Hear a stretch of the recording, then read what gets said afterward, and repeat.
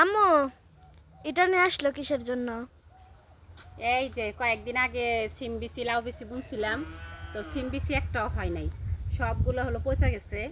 আর লাউ বিচি মনে হয় 3-4টা জ্বালাইছে, তো এখানে তো জায়গা অনেক বেশি, সেজন্য ভাবলাম যে আর কয়েকটা বিচি মানে বইনা দিই। তো চলো। কোথায় বুনবা? ছি, কোন জায়গায় বুনবা? এই জায়গায় না?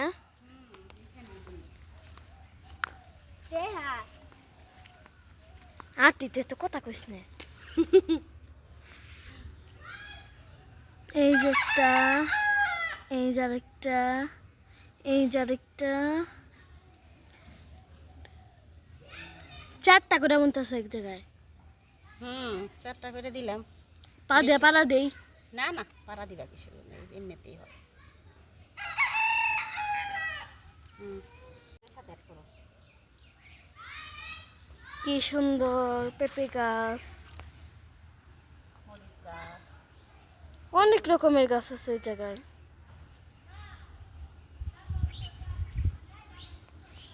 এই যে মরিচ গাছ।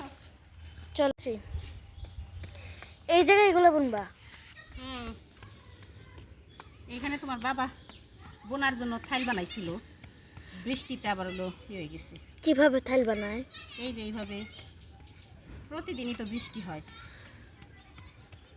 আশা ছাড়ি নাই, মানে যতক্ষণ না গাছ হবে আমি বিচি খালি বুনতেই থাকবো।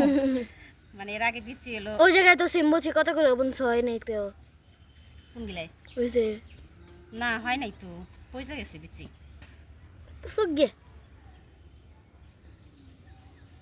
পচা গন্ধ আসতেছে, আশেপাশে মনে হয় কিছু পড়ছে। পড়ছেই তো। বুনলাম, দেখি কি হয়। এখন যদি না হয় সব দোষ মার।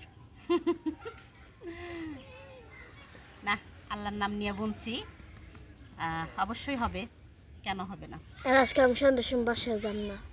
কি করবা তুমি? আমি ওই জায়গা হইতে থাকুম না রে। আচ্ছা ঠিক আছে।